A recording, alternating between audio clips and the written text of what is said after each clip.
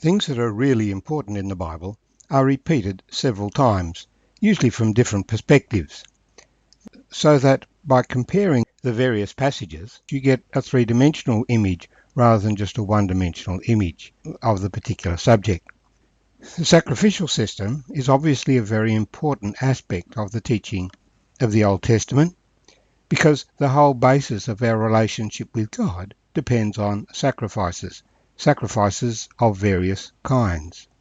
And so Leviticus chapters 1 to 4 presented the burnt offering, the grain offering, the peace offering, and the sin offering, particularly from the perspective of what is offered to God, the requirements of the offering towards God.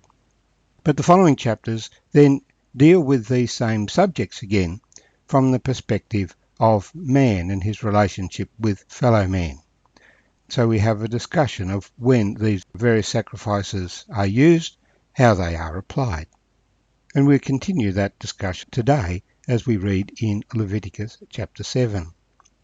Likewise, this is the law of the trespass offering. It is most holy. In the place where they kill the burnt offering, they shall kill the trespass offering, and its blood he shall sprinkle all around on the altar. And he shall offer from it all its fat, the fat tail and the fat that covers the entrails, the 2 kidneys and the fat that is on them by the flanks, and the fatty lobe attached to the liver above the kidneys he shall remove. And the priest shall burn them on the altar as an offering made by fire to the Lord. It is a trespass offering. Every male among the priests may eat it. It shall be eaten in a holy place. It is most holy. The trespass offering is like the sin offering. There is one law for them both. The priest who makes atonement with it shall have it. And the priest who offers anyone's burnt offering, that priest shall have for himself the skin of the burnt offering which he has offered. Also every grain offering that is baked in the oven, and all that is prepared in the covered pan, or in a pan, shall be the priest's, who offers it. Every grain offering, whether mixed with oil or dry, shall belong to all the sons of Aaron, to one as much as the other. This is the law of the sacrifice of peace offerings, which he shall offer to the Lord. If he offers it for a thanksgiving, then he shall offer with the sacrifice of thanksgiving unleavened cakes mixed with oil, unleavened wafers anointed with oil, or cakes of blended flour mixed with oil. Besides the cakes, as his offering he shall offer leavened bread with the sacrifice of thanksgiving of his peace offering, and from it he shall offer 1 cake from each offering as a heave offering to the Lord. It shall belong to the priest who sprinkles the blood of the peace offering. The flesh of the sacrifice of his peace offering for thanksgiving shall be eaten the same day it is offered. He shall not leave any of it until morning. But if the sacrifice of his offering is a vow or a voluntary offering, it shall be eaten the same day that he offers his sacrifice, but on the next day the remainder of it also may be eaten. The remainder of the flesh of the sacrifice on the 3rd day must be burned with fire. And if any of the flesh of the sacrifice of his peace offering is eaten at all on the 3rd day, it shall not be accepted, nor shall it be imputed to him. It shall be an abomination to him who offers it, and the person who eats of it shall bear guilt. The flesh that touches any unclean thing shall not be eaten. It shall be burned with fire.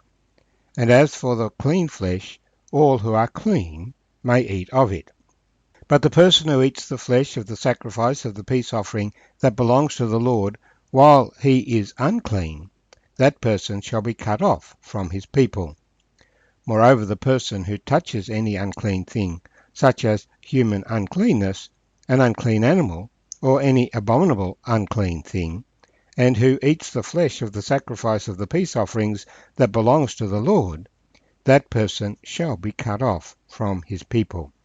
My name's Arthur, and I thank you for joining me as we've read together from Leviticus chapter 7, verses 1 to 21, discussing various aspects of the trespass offering and the peace offering. A phrase that is emphasized is, "It is most holy." So Moses is saying these things need to be taken very seriously. Wrongdoing should not just be ignored or brushed over. The matters need to be dealt with. A little splinter can cause a huge festa if it is not dealt with. But if it is dealt with quickly, then there is no problem at all. Another point that is made is that the sin offering and the trespass offering have the same form. The person who brings the offering is making atonement for something that they have done wrong. So, while the offerer brings the bulk of the peace offering back home again to celebrate and eat, for the trespass and sin offering, the offerer takes nothing home with him.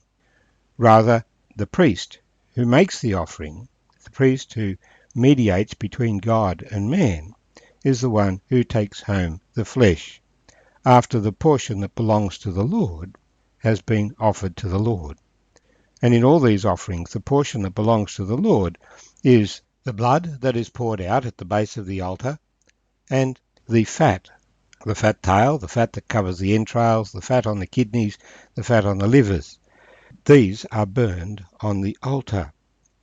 The other major offering is the burnt offering, which is wholly burned, except that it is noted here that the priest is given the skin of that offering.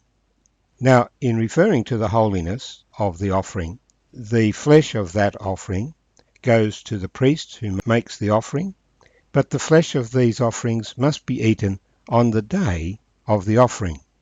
Two forms of the peace offering are described. One is a thanksgiving offering, and the other one is a voluntary offering or a vow offering. In the case of the thanksgiving offering, the offerer must bring additional grain offerings with it, and the flesh of the offering is to be eaten only on the day of the offering. This is a celebration, a thanksgiving of something that God has done for you.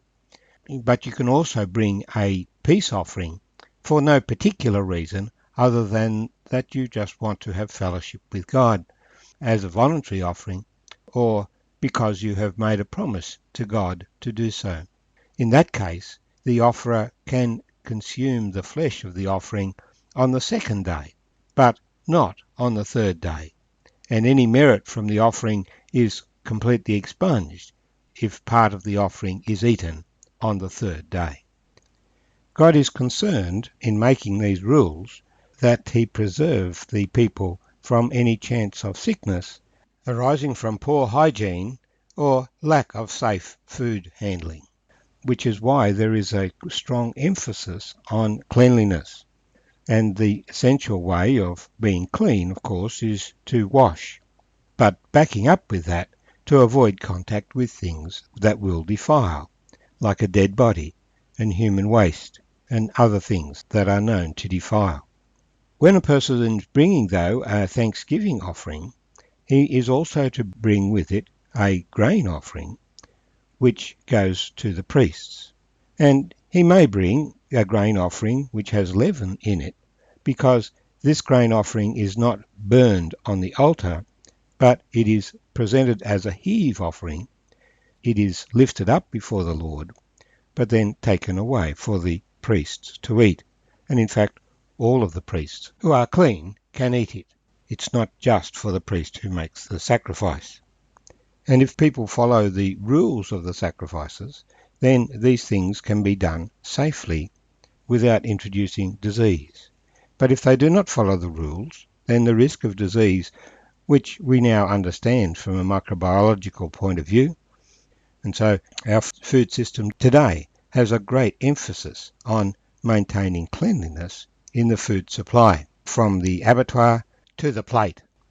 This is exactly what God was concerned about in producing the rules for his people, whereby they could enjoy the good things that God has prepared without the risk of disease and sickness that goes along with these things if you are not clean in the way that you operate. The whole principle, of course, applies on a spiritual level as well. We are to keep our spirits clean, enjoying the good things that God has given us in the world, but avoiding those things that are unclean.